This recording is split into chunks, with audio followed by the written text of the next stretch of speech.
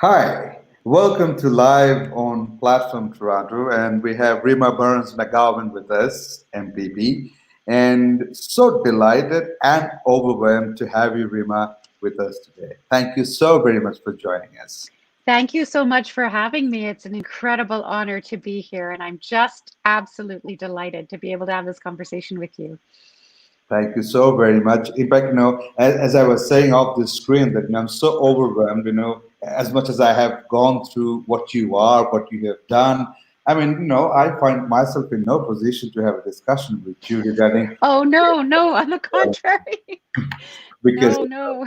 for the viewers, at least I must say that I have somebody with me that who's got. When in a word, people say she's the best from both the worlds. She's an academician, she's a critic, she's a writer, she's a community leader. She has been through so many things, and above all, a person one should be looking up to. Thank you once again, Rima, to be with us. Mashallah, I'm really honored. Thank you. Thank Salam alaikum, everybody. It's an honor to be here. Thank you. Great. The thing that we really, I mean, and first of all, I must also sympathize that you lost one of your dear ones, Elliot, Yeah, uh, the other Friday. Was a lovely dog in the community. very lovely dog, 12 and a half years old, an old soul. He had been a real member of he was a real member of our family, and so we're really, it's a huge loss. And for the past, all of our kids are grown, Yeah. and they're off doing their own thing. So for the past 3 months that we've all been on lockdown, it's been my husband and me and the two dogs, and we were our own little pack. And having lost one of the dogs is actually really hard. So yeah, I'm I still in completely mourning. understand. But at least Kuma is with you, and Kuma's with us. I would request for an invitation from you to have a walk with Kuma sometime. Anytime. Kuma would be thrilled. We can do a physically distant walk, so you can be three raccoons apart from All right. from me and Kuma, and it would be a delight and an honor to do that sometime. Fantastic, Rima. Thank you so much. At times, I feel, asking this question, I don't know whether it's a bit personal or not. I mean, you had been in academics, right? You taught, diaspora, and, you have studied journalism, and you turned out to be a great community leader and a politician. Was it planned, or how did this thing happen? Oh, It's such a thing. It's so impressive that people say that don't hop your job too much, but it's not. It's more than hopping from one discipline to another. And believe you me, everywhere you excelled. Can you just tell me, if you yeah. don't mind, how did it all happen in your life?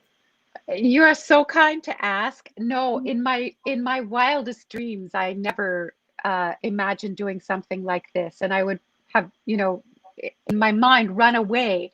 When I was asked to do this, I looked at the person who asked me and said, "I'm an introvert. I no, like I'm not that person."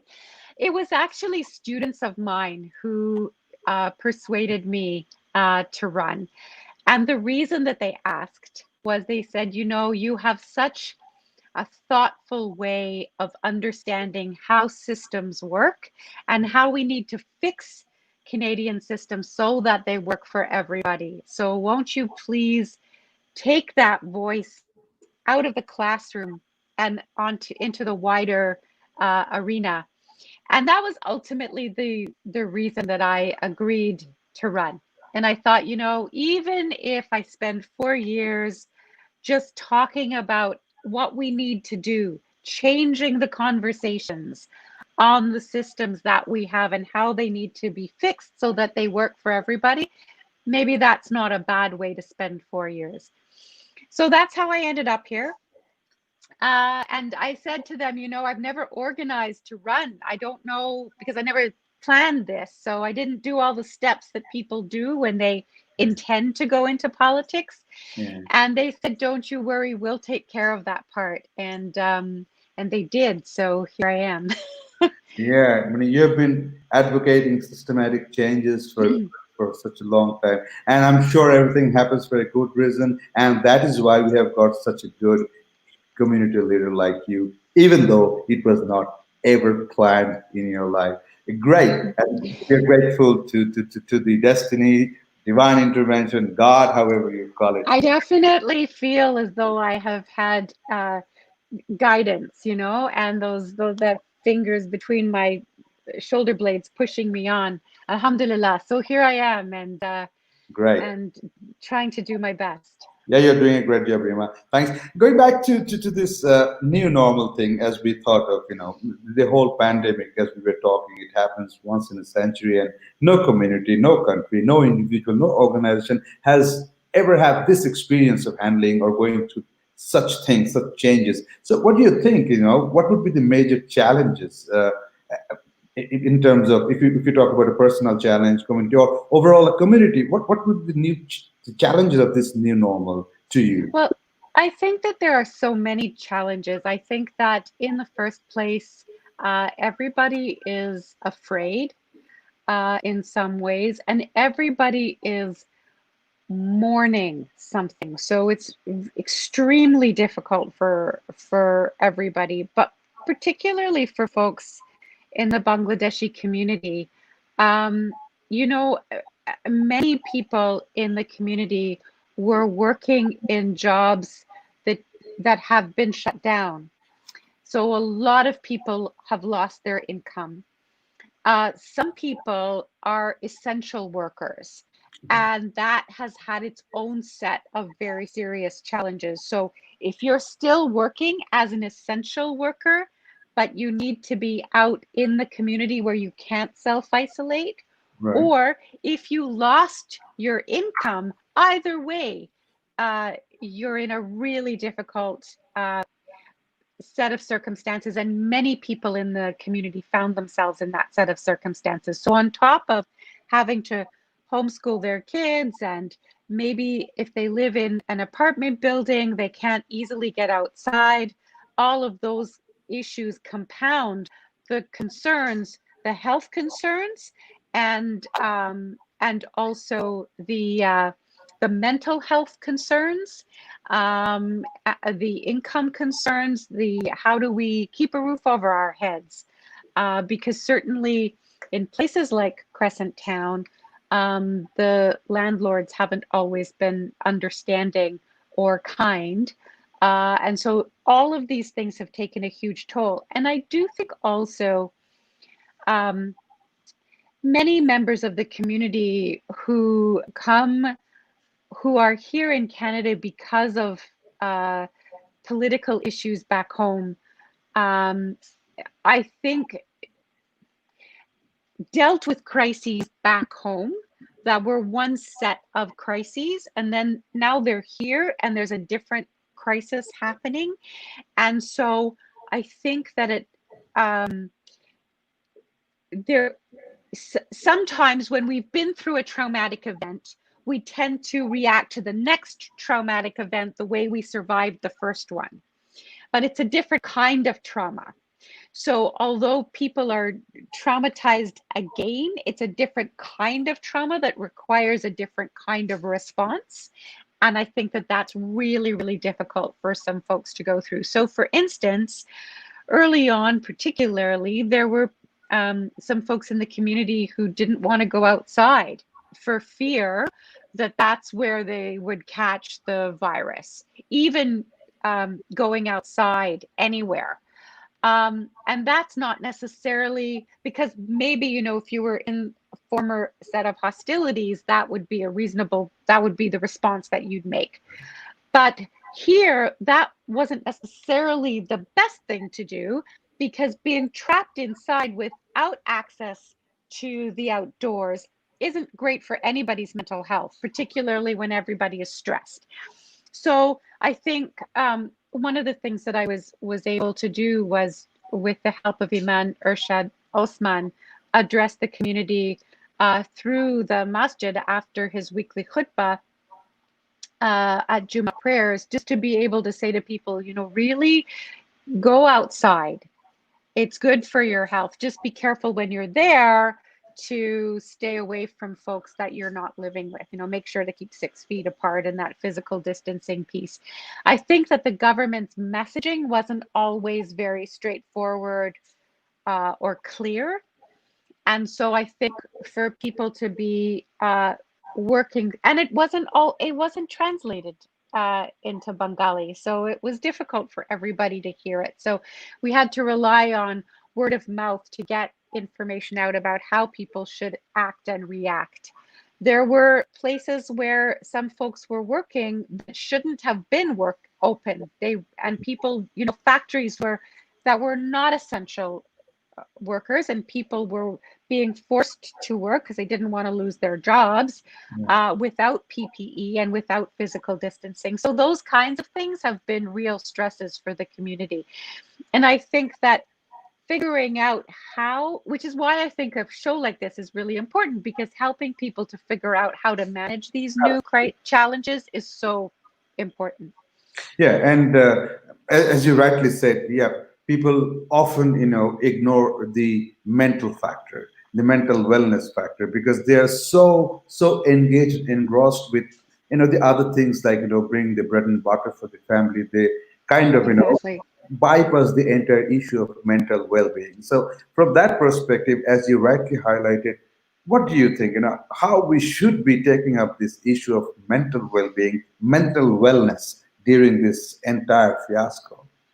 So exactly. So I think a couple of things. I think there's some things that everybody can do for themselves. Yeah. I think that it's very, very difficult, even when you live with the people that you love most in the world, even when you live with your family.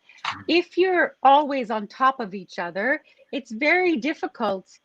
It's a stressful time. I talked about some of the stresses that people are dealing with earlier, but then on top of the fact that you're just on top of each other all the time and you never really get a break to be necessarily by yourself or so on. I think we all need to sort of be very aware of what those stresses are and then try to think through, do I need time to go for a walk by myself?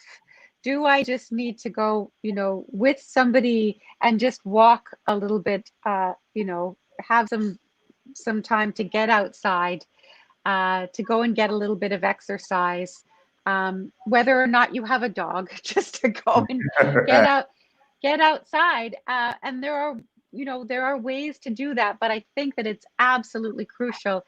It's really crucial that everybody be able to sort of maybe take some time to meditate, take some time just to sit with your prayers or your meditation or whatever makes you feel easy, to exercise, to read a book if that's what's good for you, to just take time away from the news, which right now is horrible, Yeah.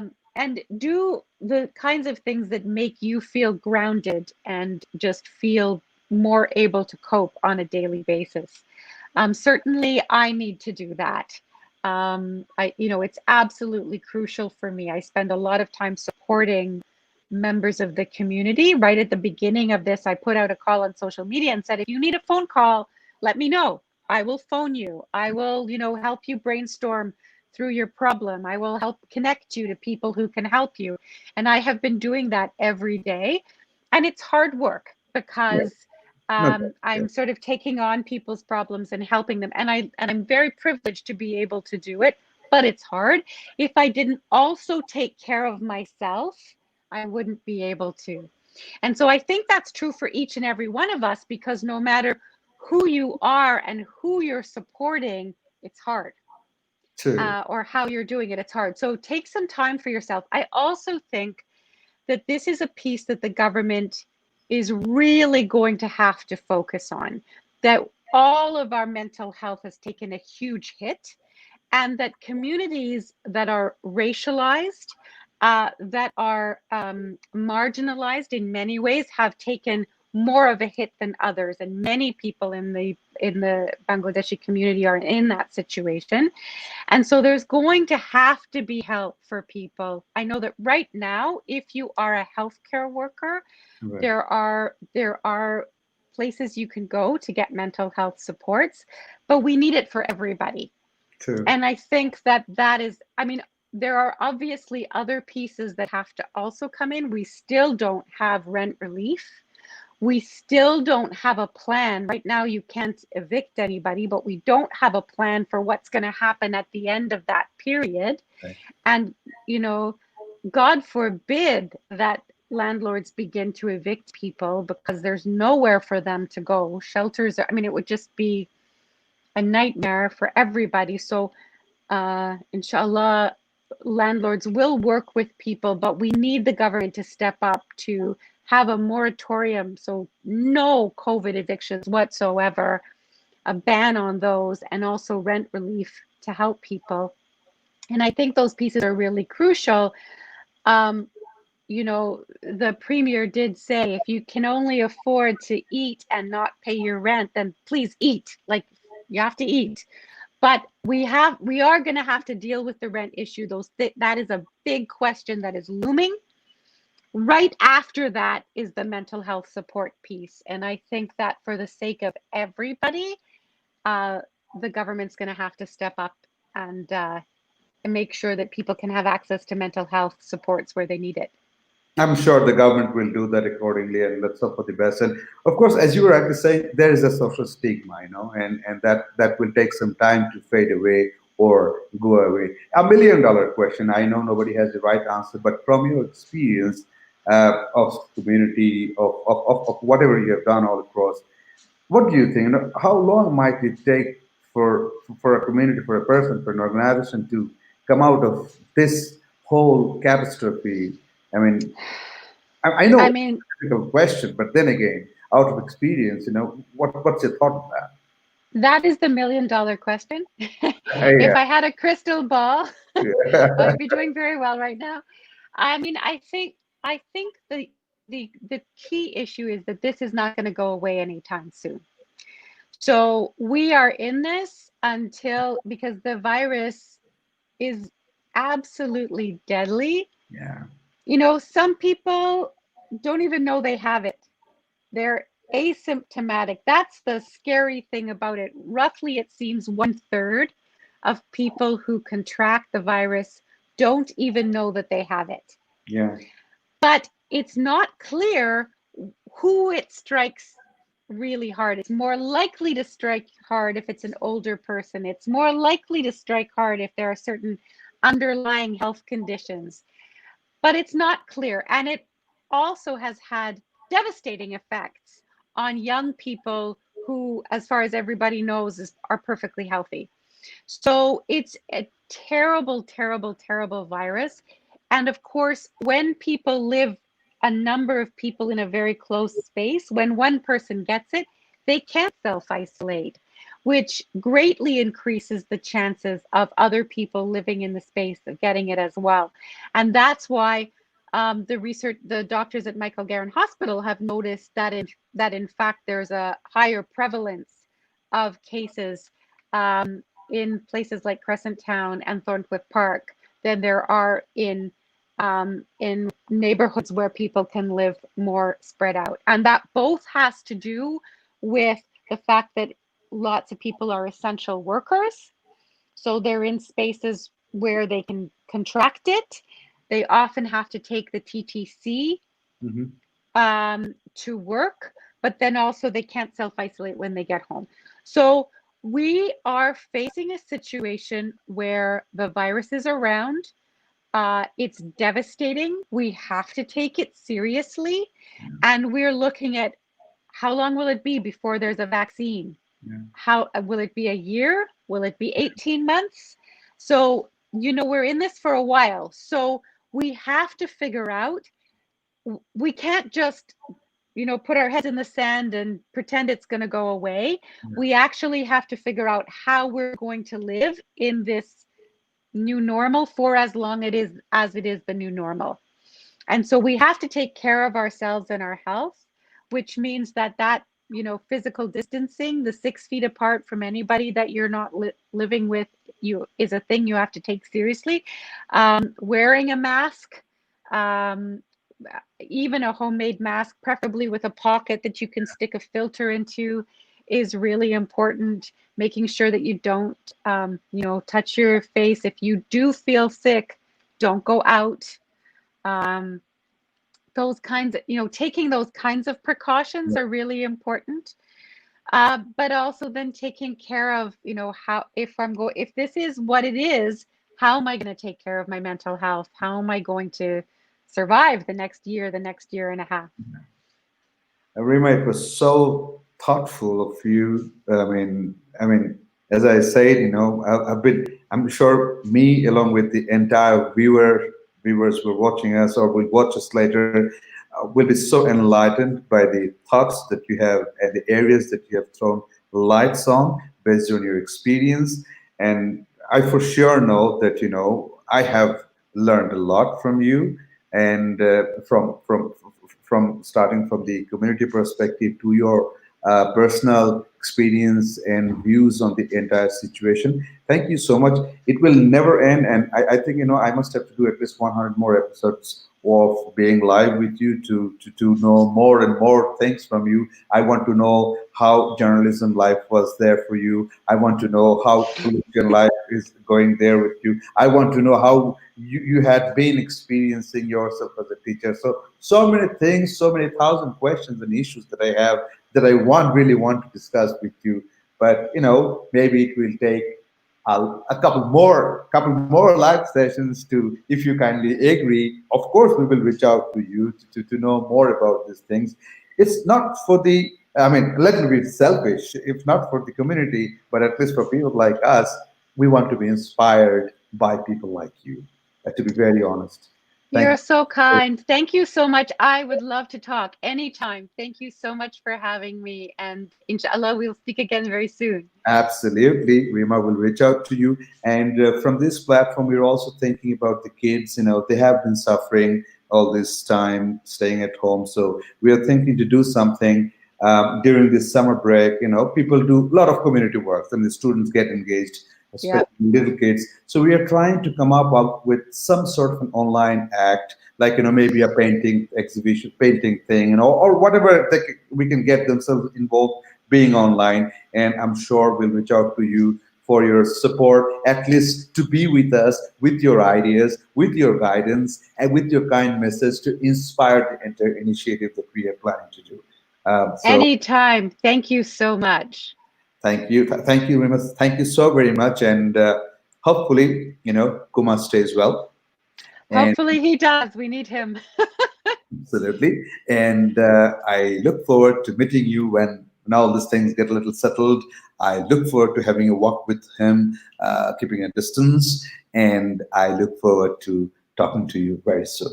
Thank you I so look very much. forward to it too. Thank you so much Thank to you you and the so much, community. everyone. Thank you so much. Take care. Bye Thank bye. you. Bye.